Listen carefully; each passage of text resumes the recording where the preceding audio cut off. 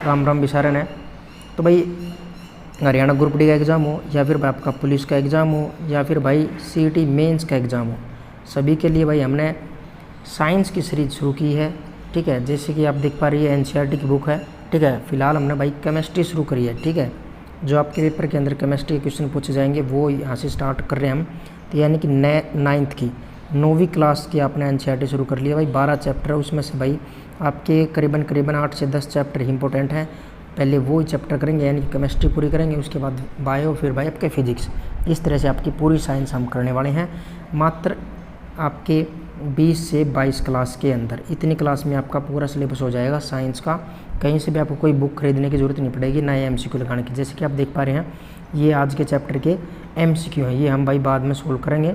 इस तरह क्वेश्चन जो कि आपने देखे होंगे हर पेपर में पूछे जाएंगे। ये प्रश्न तो आपने देखा होगा कि कौन सा चेंज होता है, फिजिकल है कि भाई केमिकल चेंज है, यानी कि परिवर्तन पूछे जाते हैं। ठीक है, इस तरह से प्रश्न पूछे जाते हैं। टिंडल इफेक्ट वाला प्रश्न तो हमेशा ही पूछा जाओ है, एसएससी का एग्जाम दे लो वहाँ भी पूछा जाओ है। तो ये क्वेश्चन आप देख पा रहे हैं कि सारे सॉल्यूशन भाई जो आप क्वेश्चन देख पा रहे हो ना, इनका सॉल्यूशन हम खुद करोगे। उससे पहले जब थ्योरी पढ़ लेंगे ना, या पूरी थ्योरी पढ़ लेंगे। ठीक है, या थ्योरी पढ़ने के बाद जब एमसीक्यू का नंबर आएगा, जब हम अपने आप करोगे, इतना बढ़िया कंटेंट तैयार कर रखा था लगातार। ठीक है, तो वीडियो के एंड तक बने रहना है और डेली क्लास जरूर लगानी है। पूरा सिलेबस आपने फ्री ऑफ कॉस्ट मिलेगा भाई, बिल्कुल फ्री ऑफ कॉस्ट मिलेगा। और डेली आपने पीडीएफ भी मिलेगी।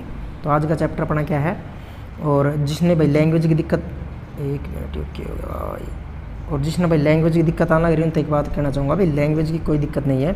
जैसे आप देख पा रहे हैं साथ में भाई पीडीएफ आपकी हिंदी में है। और ठीक है, और जैसे इंग्लिश वाले बच्चे ज़्यादा हो जाएंगे तो इंग्लिश की पीडीएफ भी प्रोवाइड करा दी जाएगी।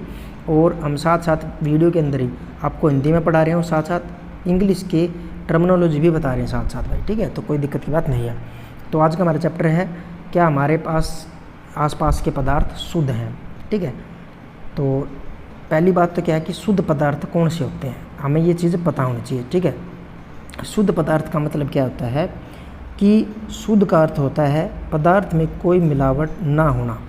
ठीक है, लेकिन वैज्ञानिकों के लिए उन्होंने क्या कहा कि भाई विभिन्न पदार्थों के मिश्रण तत्व शुद्ध नहीं है। इसके लिए एग्जाम्पल सुनो, एग्जाम्पल से ज़्यादा समझ पाऊँ कि उदाहरण के लिए दूध, जल, वसा, प्रोटीन आदि का मिश्रण है। जब एक वैज्ञानिक किसी पदार्थ को शुद्ध कहता है तो इसका तात्पर्य है कि उस पदार्थ में मौजूद सभी कण समान रासायनिक प्रवृत्ति के हैं। ठीक है, मेन चीज़ याद रखनी भैया, बहुत ही ज़रूरी चीज़ है, बाद में काम आओगी। कैसे काम आओगी, जब आप एमसीक्यू करें, जब आपने चीज़ें काम आऊँगी। तो यानी कि शुद्ध पदार्थ की डेफिनेशन क्या निकली है कि किसी पदार्थ में मौजूद सभी कण समान रासायनिक प्रवृत्ति को दिखाएं, वो ही शुद्ध पदार्थ होता है। यानी कि सीधी बात करना तो कि एक ही पदार्थ की एक प्रकार के पदार्थ से बनी हुई चीज़ें ही शुद्ध पदार्थ होती हैं। सिर्फ एक प्रकार की पदार्थ हो, इसमें दूसरा प्रकार की चीज़ ना हो। ठीक है, वहीं अगर मिश्रण की बात करना भाई, मिश्रण क्या चीज़ होती है, तो मिश्रण क्या है, मिश्रण होता है एक या अधिक शुद्ध तत्वों या यौगिक से मिलकर बना होता है। वो क्या कहलाता है, अपना मिश्रण कहलाता है, मिश्रण।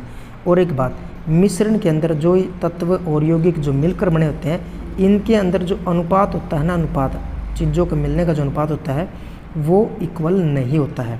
ठीक है, मिश्रण की जैसा एक चीज़ होती है यौगिक, जिसको इंग्लिश में कहते हैं भाई कंपाउंड।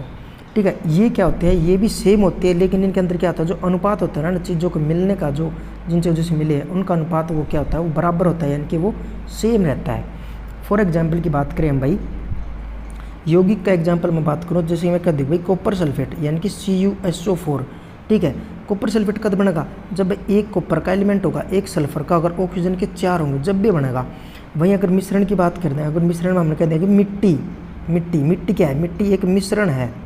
ठीक है, मिट्टी में बहुत सारी चीज़ें होती हैं, तो मिट्टी एक मिश्रण है, क्योंकि इसमें एक फिक्स अनुपात नहीं होता। जैसे कि आप देख लो, मिट्टी हमारे हरियाणा में देख लो भाई, कहीं तो अपने भाई खादर है, कहीं बांगर है, कहीं भाई रेगड़ है। क्यों है, क्योंकि इनके अंदर जो मिश्रण हो रहे हैं चीज़ों का, उनका अलग अलग है। जैसे कि कई जगह पे उपजाऊ है तो उपजाऊ मिट्टी, कई जगह पे जो उपजाऊ नहीं होती है तो क्या होती है हमारी बांगड़ क्षेत्र, यानी कि भाई बंजर भूमि और बंजर मिट्टी भी कहलाती है। यानी कि जो इनके मिलने का अनुपात है वो बराबर नहीं है, इसलिए इनकी वर्गीकरण क्या है, कोई खादर है, कोई बांगर है, रेगड़ है। तो ये समझ गया आप। और यौगिक के अंदर क्या होता है, इनके अंदर जो अनुपात होता है वो सेम होता है। यौगिक का एक और उदाहरण सुन लो, जैसे कि H2O। H2 क्या है, पानी क्या है, जल। एक यौगिक है किसका भाई, 2 हाइड्रोजन का, 1 ऑक्सीजन का। अगर अपन कह दें HO2, क्या वो वाटर बन जाएगा, जल बन जाएगा, नहीं भाई। क्यों, क्योंकि इसका एक अनुपात जो है वो फिक्स कर रखा है, 2 हाइड्रोजन 1 ऑक्सीजन का, जब भी पानी बनेगा। ठीक है, तो ये चीज़ें बहुत ज़रूरी है, आखिर में काम आओगे भाई। ठीक है, 3 चीज़ें हमने यहाँ सीख लिया। मिश्रण क्या होता है, शुद्ध पदार्थ क्या होता है, और भाई एक चीज़ और सीखी। ठीक है, अब देखता है भाई प्रश्न। देखो प्रश्न करने बहुत ज़रूरी है, शब्द मेन चीज़ ये है, प्रश्न यहीं से आओगा, अपन और कोई प्रश्न नहीं आता नहीं बनता। अब देखो भाई, पदार्थ से आप क्या समझते हैं, पदार्थ क्या होता है, कोई भी वस्तु जो अपनी कोई ना कोई जगह घेरे। ठीक है, कोई जगह घेरे और उसका एक द्रव्यमान हो, क्या हो, द्रव्यमान, यानी कि एक मास हो, मास, वो सब क्या है, पदार्थ होते हैं। समझ गए भाई, पदार्थ की डेफिनेशन यही है। अब आता है मिश्रण। मिश्रण को 2 तरह से बांटा गया है, एक समांगी, एक विषमांगी।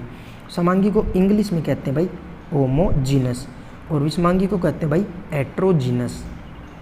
ठीक है, अब देखो होमोजीनस और इसमें फ़र्क क्या है। होमोजीनस के अंदर, समांगी के अंदर क्या होता है कि ऐसे मिश्रण जो, जैसे कि भाई एक उदाहरण आपको देता हूँ मैं, समांगी का सबसे बड़ा उदाहरण है कि जल के अंदर नमक घोल दो, जल के अंदर नमक घोल दो। अगर भाई घोलने के बाद क्या आप उसको बता सकते हो इसमें भाई नमक घुल रहा है कि चीनी घुल रही है, नहीं बता पावा, है ना। वैसे ही जल के अंदर अगर हम चीनी घोल दें, वो एक ऐसा मिश्रण हो गया जिसके घुलने के बाद हम उसको अलग नहीं कर सकते फिजिकल परिवर्तन के तहत। ठीक है भाई, समझ की बात ना। वहीं अगर हम विषमांगी कौन से होगी, जैसे कि जल है, पानी के अंदर भाई तेल डाल दो, तेल डाल दोगे, तेल ऊपर ऊपर तैरेगा, अलग तो दिखेगा ना तेल, तो ये क्या है, विषमांगी मिश्रण है। तो ये चीज़ें बहुत इंपॉर्टेंट है, ये आपने याद, ये समझनी ही पड़ेंगी। उसके बाद आता है विलयन। क्या है विलयन, विलयन को हम इंग्लिश में कहते हैं भाई सॉल्यूशन, इंग्लिश में हमें इसे सॉल्यूशन कहते हैं। विलयन 2 या 2 से अधिक पदार्थों का समांगी मिश्रण है। कैसा है, समांगी, यानी कि होमोजेनस मिश्रण है ये भी एक मिश्रण ही है। ठीक है, जैसे कि भाई नींबू, जल, सोडा, जल आदि विलयन के उदाहरण हैं। ठीक है, समझ गए।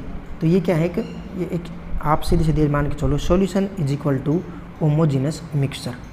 ठीक है, सॉल्यूशन इज इक्वल टू किसके बराबर है, होमोजेनस मिक्सचर, यानी कि समांगी मिश्रण ही विलयन होता है। ठीक है, अब विलयन के अंदर क्या होता है, विलयन के अंदर 2 चीज़ें होती हैं भाई, क्या, यानी कि सॉल्यूशन के अंदर हमारी 2 चीज़ें होती हैं। एक तो होता है भाई सोल्यूट, एक होता है सोलवेंट, 2 चीज़ों से मिलकर बना होता है।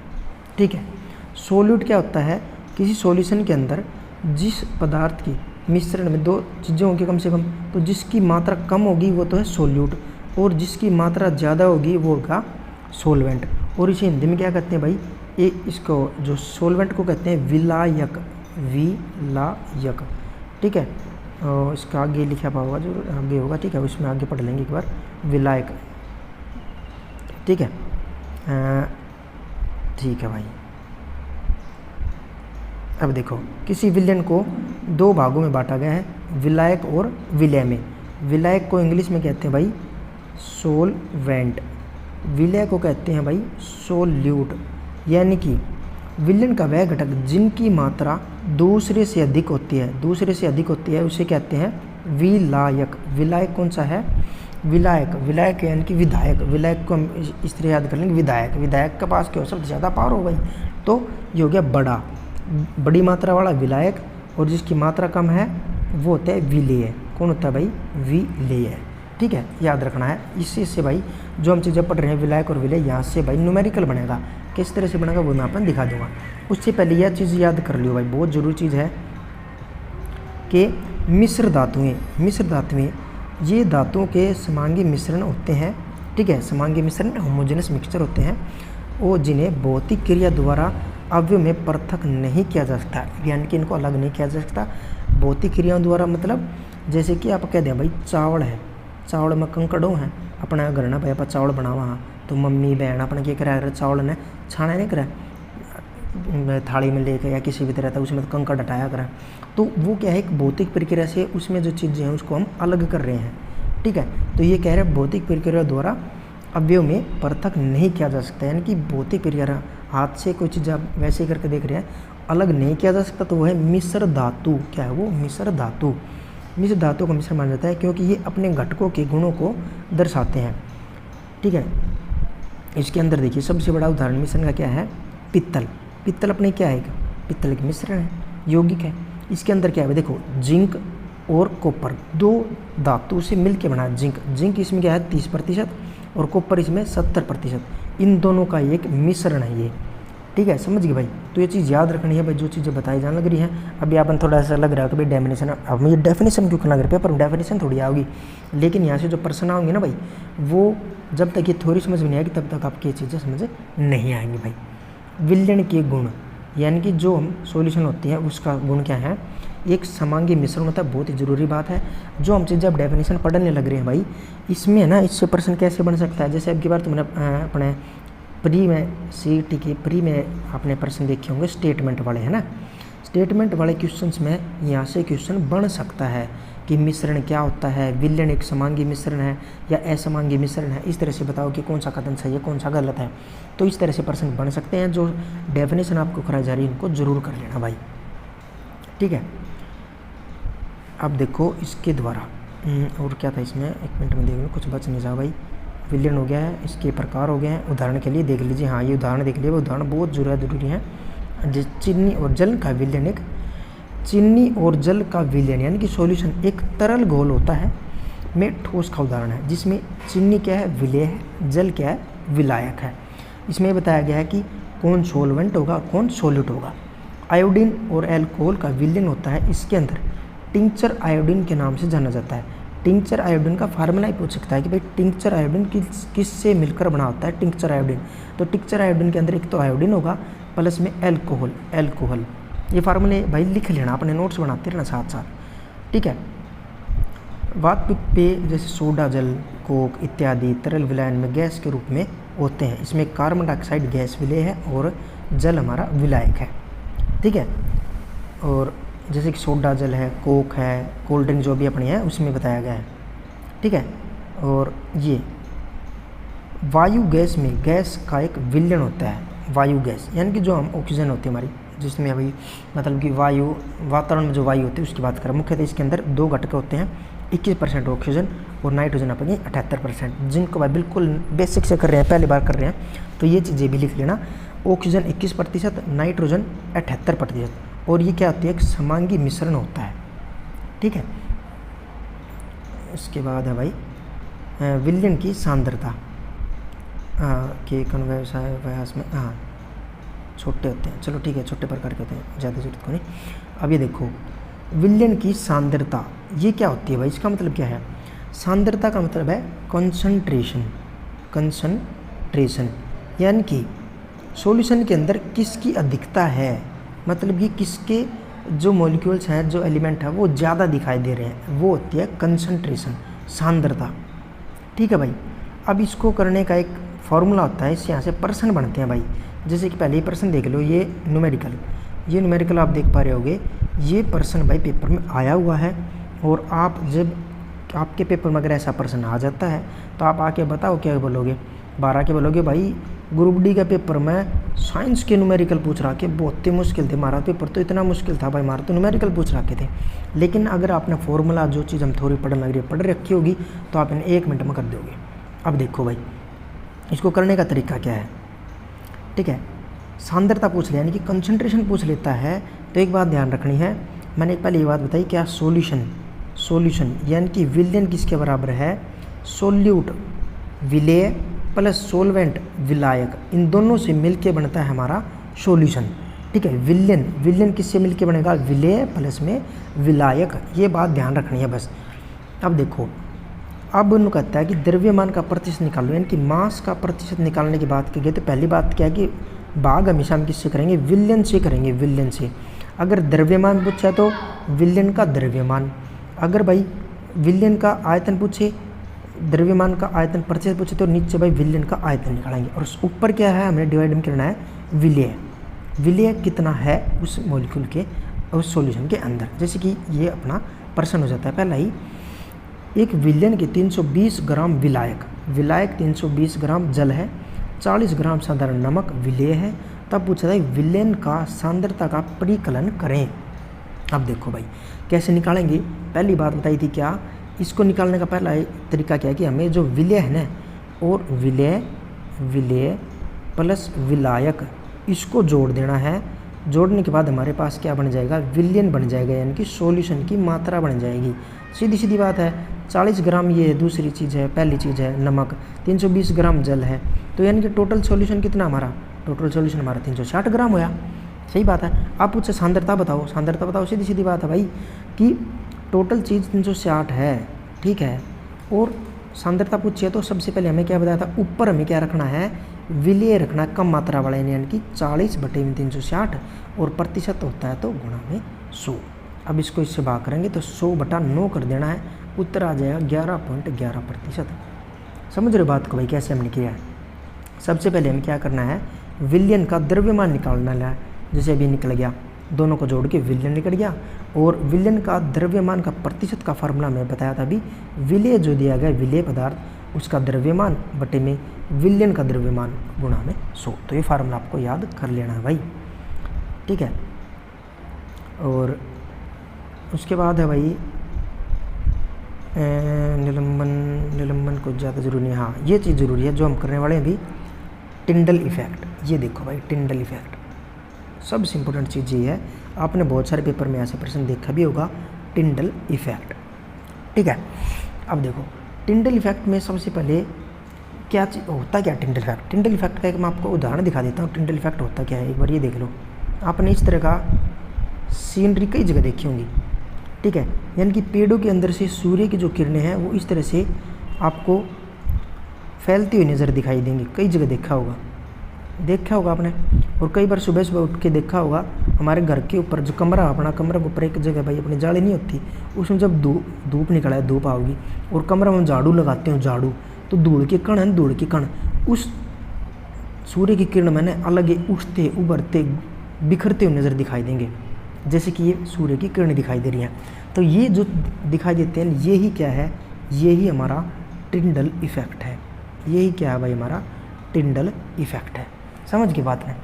और टिंडल इफेक्ट कब होता है ये भाई, इसके लिए हमने एक बार पहले पढ़ना ये ज़रूरी है, कोलाइडल विलयन। कोलाइडल विलयन क्या होता है, कोलाइडल सॉल्यूशन क्या होता है।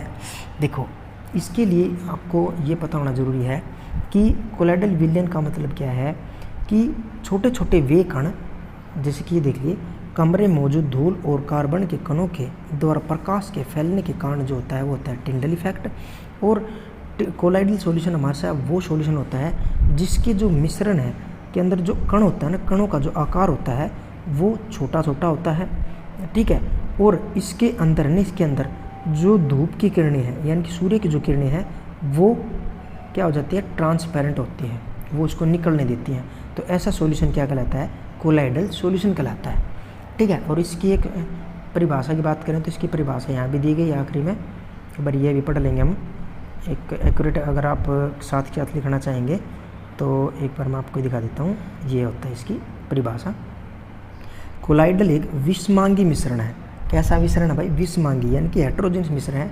इसके कणों का आकार इतना छोटा है कि इन्हें सरलता से देखा नहीं जा सकता, किंतु इतना बड़ा भी है कि प्रकाश के फैलाव कर सकने में सक्षम होता है।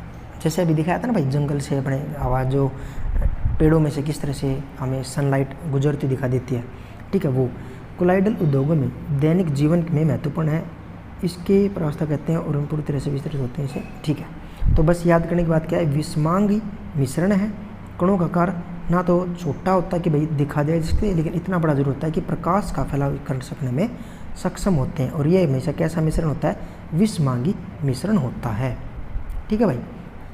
अब देखो, अब इसके कुछ उदाहरण हैं, हमने वो उदाहरण करने हैं, जैसे कि दिखाया गया है कॉपर सल्फेट का विलयन। ये देखो कि अगर हम टॉर्च मारते हैं, जैसे कि जल था, जल, ठीक है, दूध और जल का मिश्रण है, तो इसमें से है जो सूर्य जो ये किरणें हैं ये आर पार होगी, तो ये क्या है, दूध और पानी का जो मिश्रण है उसमें क्या होता है, टिंडल प्रभाव दर्शाता है। लेकिन जब ये जो है इसके अंदर क्या है, कॉपर सल्फेट का विलयन है, कॉपर सल्फेट का है, तो जो सूर्य की किरणें जो येलो कलर की आ रही है ये भाई बाहर नहीं निकल पा रही हैं, तो ये क्या है, ये हमारा टिंडल इफेक्ट नहीं दिखाई दे रहा इनमें से। तो इसका कहने का मतलब ये है। समझ गए बात भाई, टिंडल इफेक्ट समझ में आ गया होगा। और कोलाइडल विलयन समझ में आ गया होगा। अब देखो कोलाइडल्स के ना कुछ उदाहरण हैं, ये हमने करने बहुत ज़रूरी है, पेपर में आते हैं भाई। देखो भाई जैसे कि ये है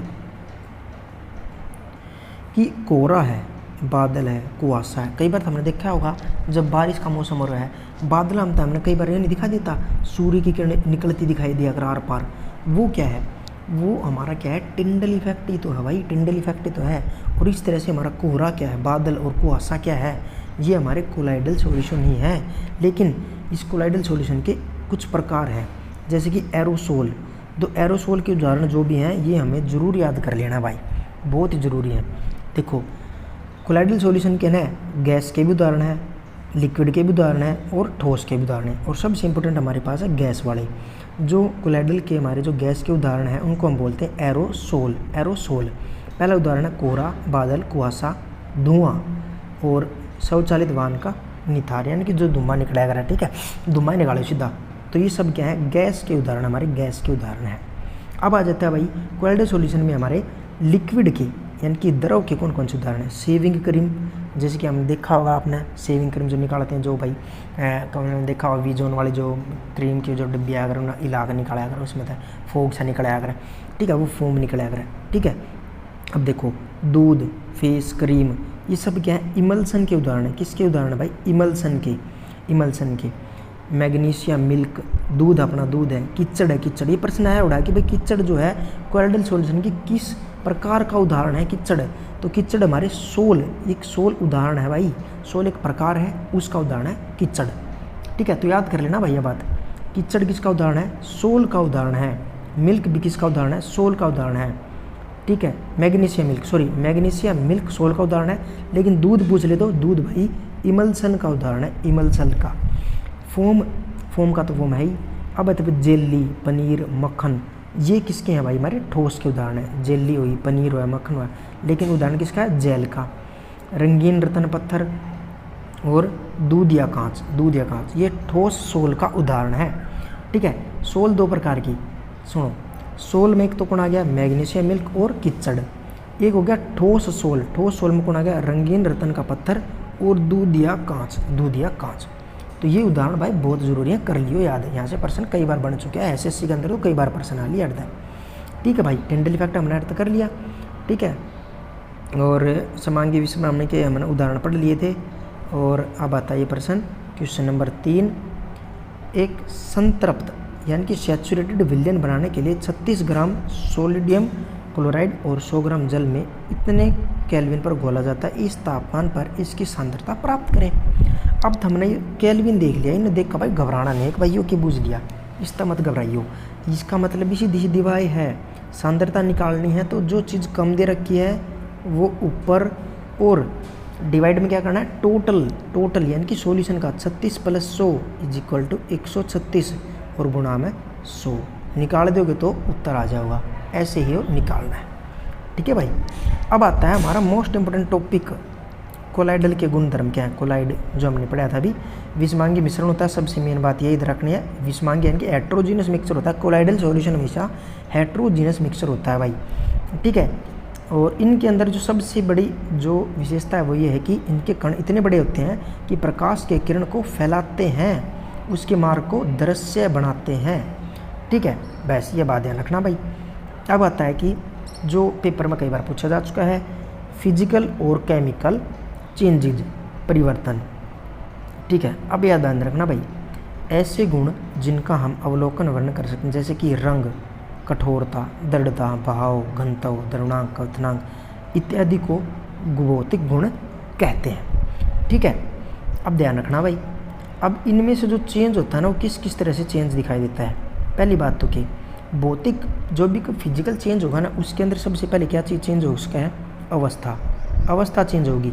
जैसे कि सॉलिड से लिक्विड में चेंज हो गया, लिक्विड से गैस में चेंज हो गया, तो ये अगर ऐसी चीज़ें हो रही हैं तो वो फिजिकल चेंज के अंदर आएंगी भाई, भौतिक परिवर्तन के अंदर ये चीज़ें आएंगी, समझ गए बात, ये बात जरूर याद रखना। अगर किसी के अंदर भाई, किसी के अंदर क्या हो रहा है, किसी चीज़ का रंग बदल रहा है, ठीक है, रंग बदल गया, ठीक है, उसकी केमिकल की प्रॉपर्टी बदल गई, ठीक है, कोई नया पदार्थ बन गया, नया पदार्थ बन गया, तो ये चीज़ें किस में आती हैं, ये हमारी रासायनिक परिवर्तन के अंदर आती हैं। ये चीज़ याद रखना भाई, आगे काम आएंगी अब ये चीज़ें, जैसे कि गंध और जल में अंतर होता है, जल में रहता है और पदार्थ में, ठीक है। अब देखो इसके उदाहरण करेंगे अब हम।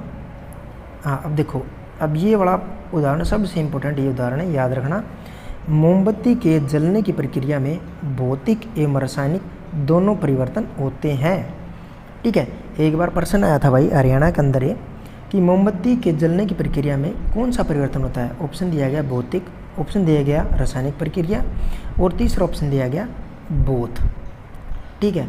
लेकिन आंसर के अंदर इनके मान लिया, आंसर के अंदर इन्होंने ना रासायनिक परिवर्तन उत्तर मान लिया था, रासायनिक परिवर्तन उत्तर मान लिया था।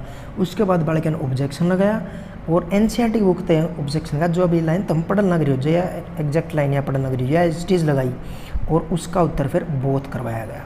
ये बात याद रखना भाई, बहुत इंपॉर्टेंट चीज़ यही थी। अब अपने पास उदाहरण आ गए भाई।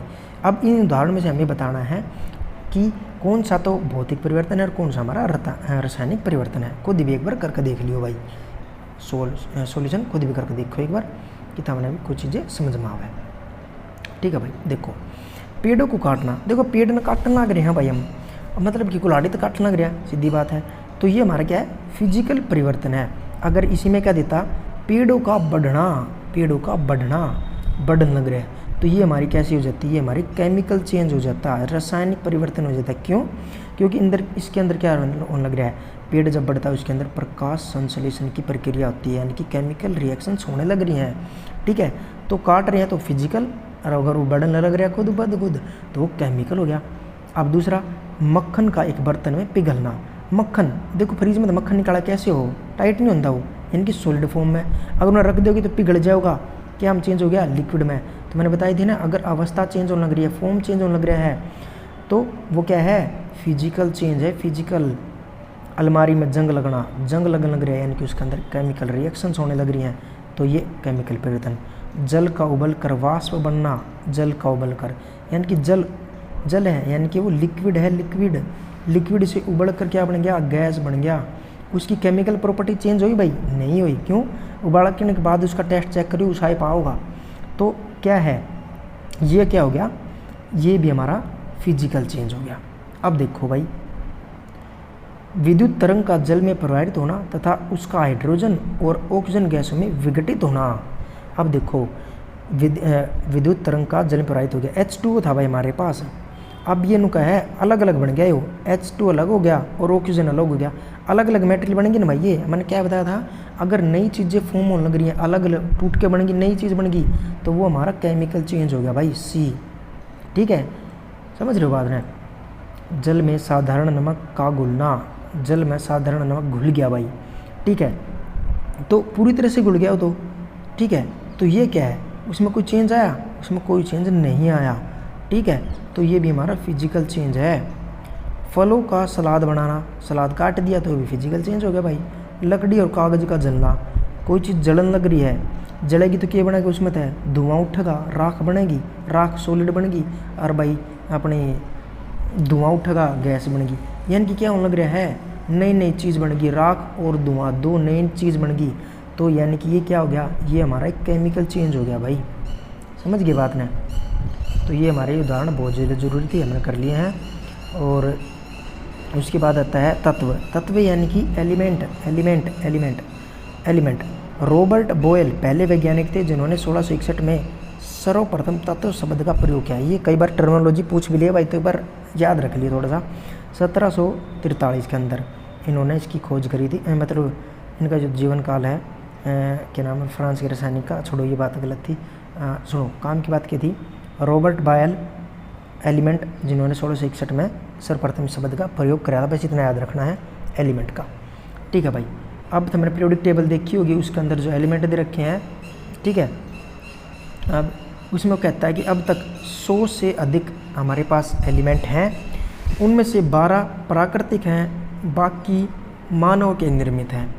अब इसमें काम की बात क्या है पता है, सिर्फ ये बात की काम की है कि दो तत्व ऐसे हैं, दो एलिमेंट ऐसे हैं, जैसे कि पारा यानी कि मरकरी और ब्रोमीन, मरकरी और ब्रोमीन यानी कि पारा और ब्रोमीन कमरे के तापमान पर यानी कि रूम टेम्परेचर पर क्या होते हैं, द्रव अवस्था में होते हैं। याद रखना भाई, 2 एलिमेंट ऐसे हैं जो द्रव अवस्था में पाए जाते हैं रूम टेम्परेचर पर। कौन से?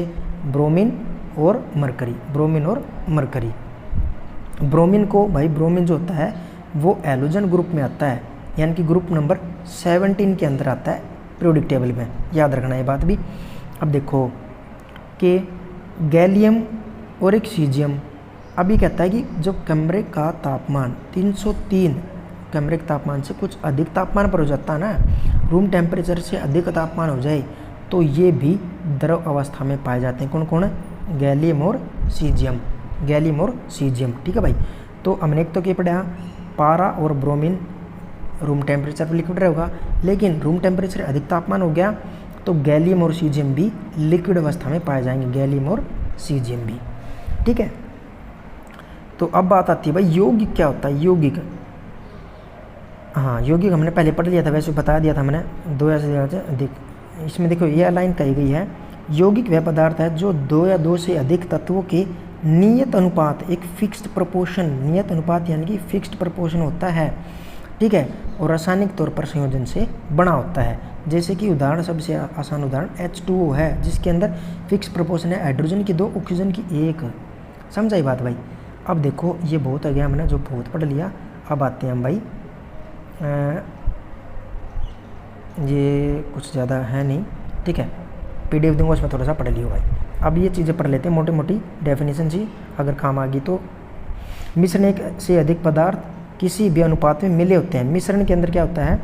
जो मिश्रण है कि एक से अधिक तत्व से यौगिक से मिलकर बना होता है, इसमें किसी भी अनुपात में मिले होते हैं मिश्रण, ठीक है भाई। मिश्रण जो भी होते हैं इनको अलग करने के लिए उचित विधियों से शुद्ध पदार्थों में पृथक्करण किया जा सकता है। कई बार प्रश्न हमने पढ़ा होगा, कई बार पेपर में आया भी करें कि भाई इस पदार्थ को, इस मिश्रण को किस विधि से अलग किया जा सकता है, वो अभी हम करेंगे। तो इन्होंने बताया कि अलग अलग विधियाँ होती है भाई। विलयन यानी कि सॉल्यूशन, 2 या 2 से अधिक पदार्थों का समांगी मिश्रण होता है, ठीक है, जिसके अंदर जिसका अधिक होता है, बड़ा होता है अमाउंट, वो होता है भाई विलायक, और जिसमें कम अवयव होते हैं वो होता है विलेय। उसके बाद विलेय की सांद्रता इकाई में द्रव्यमान पदार्थ होता है, ये हमने भी पढ़ा ही था भाई, ठीक है।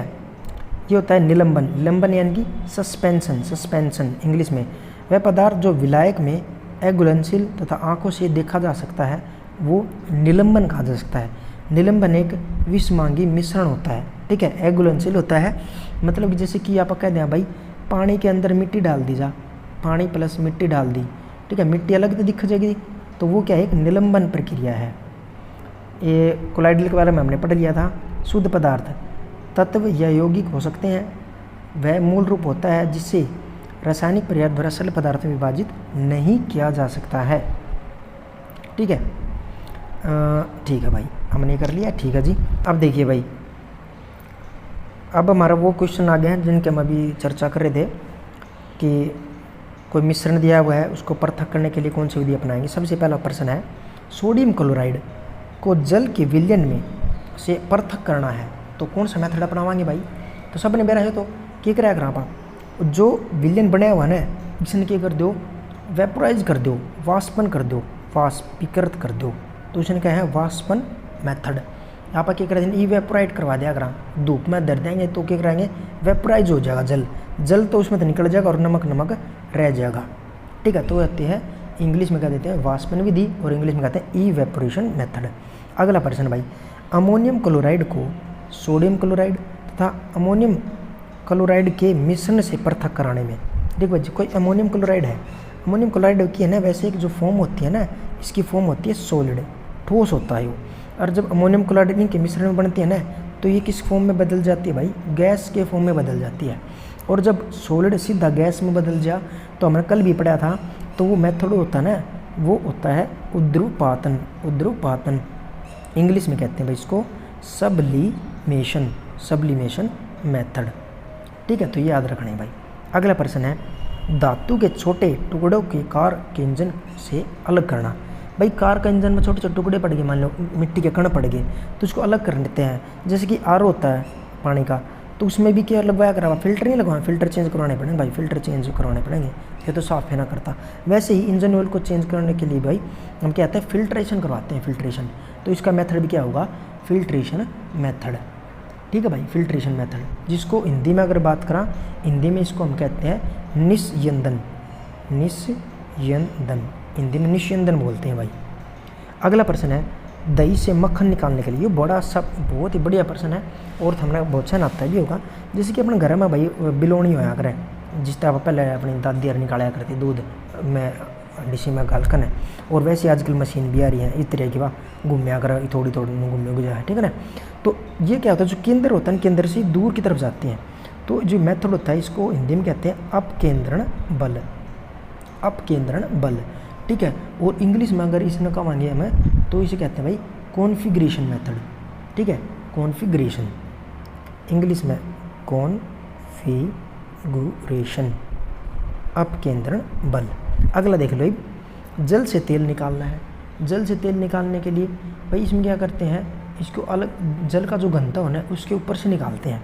ठीक है, ऊपर तेल है तो उसका निस्तार नहीं कह रहे, निखार अपन कह रहे निस्तार दे भाई, निखार देना है ऊपर तक क्या करना है। तो उसी तरह हिंदी में ये बनाया हुआ, इसी शब्द से बनाया हुआ है निस्तारण, निस्तारण, ऊपर से। ठीक है, इससे निकालने के लिए तो इसे कहते हैं, इंग्लिश में क्या देते हैं भाई, डिकेंटेशन, डिकेंटेशन, इंग्लिश में डिकेंटेशन बोल देते हैं इसको। ठीक है, अगला प्रश्न है, चाय से चाय की पत्तियों को पृथक करना। चाय से चाय की पत्तियों को पृथक करना, ये भी क्या है भाई, अलग अलग ही तो करने हैं इनको, पत्ती से अलग करने रहे हैं तो क्या करें, फिल्टर ही कर रहे हैं इसको भी हम, क्या करें, फिल्टर, निस्यंदन। अब कहता है बालू से लोहे की पिन को पृथक करना है। बालू से, बालू में लोहे की पिन पड़ेगी तो क्या कराएंगे आप क्या कराएंगे, जिस तरह के पर छोटे बड़ा जब बचपन में अपन क्या करते, चुंबक नहीं आया करती, चुंबक ने उसको ऊपर लगा दिया करते, जो मट्टी में पड़ेगा वो अपने आप चिपक जाएगा। जैसे कि कई बार हमने देखा होगा गंगा में भी भाई वे गोताखोरी ले अंडे, जहाँ चुंबक उस पर गोड़ा उस पर ले अंडे और वे कोइन निकालते हैं, तो ये भी क्या है, मैग्नेटिक सेपरेशन। ठीक है, चुंबकीय पृथक्करण करना, चुंबकीय पृथक्करण यानी कि मैग्नेटिक सेपरेशन मेथड। अगला भाई, भूसे से गेहूं के दानों को पृथक करना। ठीक है, इसे क्या कहते हैं भाई, इसे इंग्लिश में कहते हैं विनोविंग, विनोविंग, विनोविंग। भूसे से गेहूं के दाने अलग करना, विनोविंग। हिंदी में क्या देते हैं, निष्पादन, निष्पादन। ठीक है, जितने भी हम भाई केमिकलों के और फिजिकल के जो परिवर्तन कराना लग रहे हैं, तो हम जो इस वीडियो में बताएं ये कर लोगे ना, बहुत है, यहाँ से अलग कद्दे भी नहीं आओगा। पानी में तैरते हुए महीन मिट्टी के कण को पानी से अलग करना क्या कहलाएगा, तो वही है पानी से अलग करना, हमने पढ़ा था साहिब आरो वाला, वो क्या है, ये फिल्ट्रेशन मेथड है। पुष्प की पंखुड़ियों के निचोड़ से विभिन्न रंजकों को पृथक करना, यह बहुत ही ज़्यादा जरूरी प्रश्न बन जाता है, बहुत इंपॉर्टेंट है। और ये प्रश्न भाई साहब SSC सीजल में आया हुआ प्रश्न है, पुष्प की पंखुड़ियों के निचोड़ से विभिन्न रंजकों को अलग करना। इसके अलग करने के लिए एक स्पेशल विधि होती है जिसे हम कहते हैं क्रोमेटोग्राफी, क्रोमेटोग्राफी, क्रोमेटोग्राफी, क्रोमेटोग्राफी। ठीक है, क्रोमेटोग्राफी, इंग्लिश में भी इसको, हिंदी में भी भाई ने सीधे कह दिया है क्रोमेटोग्राफी। तो लिखना याद रखना, पुष्प की पंखुड़ियों से निचोड़ के लिए विभिन्न जो अलग होते हैं उसे कहते हैं क्रोमेटोग्राफी। ठीक है भाई, अब अगला देख लो, ये तो कुछ खास अपने खातर है नहीं, 2 नंबर भी 3 नंबर भी, और इसमें अपनी कोई काम की होनी। ठीक है, अब आता है विद्या, ये तो अपना काम की होनी भी, ये ठीक है। ठीक है, अपना अगला प्रश्न आ जाता है भाई, ये वाला 7 नंबर अपना काम का है, निम्न में से कौन सी वस्तुएं शुद्ध पदार्थ है। इनमें तो अपन बताना कि शुद्ध पदार्थ कौन सा है। देखो भाई, शुद्ध पदार्थ मैंने बताया था ना, शुद्ध पदार्थ हमेशा वो है जो सिर्फ एक प्रकार का बनाया हुआ है, एक प्रकार के एलिमेंट से मिलकर बना है, यानी कि बर्फ़ है। बर्फ़ किसका है, जल तो है वो बर्फ़, ठोस है डल, जल का ठोस अवस्था ही क्या है, बर्फ़ है, तो यानी कि शुद्ध पदार्थ है। दूध क्या है, दूध, दूध बताया था भाई क्या है, एक मिश्रण है, कोलाइडल मिश्रण, कोलाइडल मिश्रण है। लोहा क्या है, लोहा एक शुद्ध पदार्थ है, तत्व है, एलिमेंट है, एलिमेंट है, बिल्कुल एक ही प्रकार से बना हुआ है, जो भी शुद्ध पदार्थ है। हाइड्रोक्लोरिक अम्ल, अम्ल क्या है, अम्ल भी एक क्या है भाई, शुद्ध पदार्थ है, हाइड्रोक्लोरिक अम्ल HCl, यानी कि क्या है, ये कंपाउंड है, यौगिक है। और यौगिक कौन सा, होमोजेनस मिक्सचर वाला जो भी कंपाउंड होगा वो क्या है, एक शुद्ध पदार्थ है। Calcium chloride, calcium oxide CaO2, ठीक है, calcium oxide CaO, calcium oxide ये बन गया CaO। तो ये भी क्या है, ये भी एक फिक्स प्रपोर्शन से बना हुआ कंपाउंड है, तो ये भी एक शुद्ध पदार्थ है भाई, ये भी एक शुद्ध पदार्थ है। उसके बाद आता है पारा यानी कि मरकरी, ये भी एक एलिमेंट है, ये भी शुद्ध पदार्थ है। ईट का एक मिश्रण नहीं है भाई, ईट एक मिश्रण है जिसका एक फिक्स अनुपात नहीं होता। कई जगह अपना कच्ची ईट भी होगी, कई पक्की ईट भी हो, तो एक मिश्रण है कि ना आप इसका अनुपात चेंज कर सकते हैं। उसके बाद लकड़ी भी मिश्रण है भाई, ठीक है, कई चीज़ मिल के बनी हुई है। वायु तो कई चीज़ों का, कई गैसों का मिश्रण है, ठीक है। तो इसमें जो पूछा गया था शुद्ध पदार्थ इनमें से कौन सा हुआ, बर्फ हुआ, लोहा एक एलिमेंट हो गया। ये यौगिक भी शुद्ध पदार्थ है, ये भी एक शुद्ध पदार्थ है। पारा एक एलिमेंट है, ये भी शुद्ध पदार्थ है, ठीक है भाई। उसके बाद अगला प्रश्न आता है, इनमें से विलयन की पहचान करें, कौन सा एक सॉल्यूशन है, सॉल्यूशन बताना है भाई। पहली बात मिट्टी क्या है, मिट्टी तो एक मिश्रण है भाई, मिश्रण कैसा मिश्रण, विषमांगी मिश्रण है, विषमांगी मिश्रण है। तो समुद्री जल भी क्या है, ये तो एक सॉल्यूशन है, क्या एक सॉल्यूशन है, ये पूछा है ना, सॉल्यूशन है, बिल्कुल सॉल्यूशन ही है भाई। ये तो नमक है और उसमें अन्य सारे खनिज भी हैं। वायु क्या है, वायु तो क्या है, वायु मिश्रण है, किसका, गैसों का मिश्रण है। और कैसा मिश्रण है, समांगी मिश्रण है, फिक्स प्रोपोर्शन, फिक्स है इसमें भाई, जिसमें कि वायु के अंदर भाई नाइट्रोजन होगी इतनी है, ऑक्सीजन की किस है, नाइट्रोजन में 70 है, तो इस तरह से, ठीक है। कोयला क्या है, कोयला भी एक मिश्रण है, ठीक है, कोयला मिश्रण है, किसका, विषमांगी मिश्रण है। कई तो हमने देखे होंगे, कोयले की पिट भी है और भी बेलराइट भी है, तो कोयला तो कई तरह का है, तो ये भी एक मिश्रण है, विषमांगी मिश्रण है। सोडा जल यानी कि जो उसमें दारू पीने पिया अगर वो, ठीक है, ये भी क्या है कि मिश्रण है, यानी कि मिश्रण नहीं, विलयन है, सॉल्यूशन है। तो सॉल्यूशन कौन से हो भाई, सॉल्यूशन हमारे पास हो गए भाई साहब, एक तो समुद्री जल और एक हमारे सोडा जल। कोयला मिश्रण है, वायु समांगी मिश्रण है, मिट्टी विषमांगी मिश्रण है, ठीक है।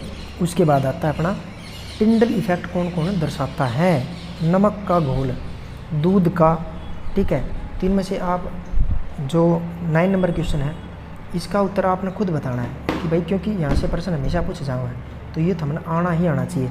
तो 19 नंबर का आंसर तो हमने ऑप्शन में बताना है, मैंने थोड़ा तक बता दिया था थोड़ी देर पहले कि टिंडल इफेक्ट कौन से होते हैं, बहुत ही अच्छी तरह से करा दिया। अब हमें 10वें नंबर में बताना है कौन सा एलिमेंट है, कौन सा कंपाउंड है और कौन सा मिक्सचर है। तो शायद तो पहली बात, सोडियम क्या है, सोडियम एक तत्व है, एलिमेंट है, बिल्कुल ये एलिमेंट हो गया। मिट्टी क्या है, मिट्टी अभी हमने पढ़ा था, विषमांगी मिश्रण है, ये क्या है भाई, मिक्सचर है। चीनी का घोल क्या है, चीनी का घोल भी क्या है भाई, एक मिश्रण है, सही बात है ना। ये अगला देखो भाई, ठीक है। और उसके बाद चांदी तो हमने भी राय किया है, चांदी तो एक तत्व है, एलिमेंट ही तो है, ये एलिमेंट है जी, बिल्कुल। कैल्शियम कार्बोनेट क्या है, कैल्शियम कार्बोनेट ये एक यौगिक है, इसके अंदर फिक्स प्रोपोर्शन है, कैल्शियम 3 होंगे, कैल्शियम का एक पार्ट होगा, एक कार्बन का, अगर ऑक्सीजन के 3 होंगे भाई, CaCO3, यानी कि इसमें अनुपात फिक्स है, तो ये एक यौगिक है, बिल्कुल ठीक है जी। 3 अरे युक्ति हो गया, ओ भाई युक्ति हो गया,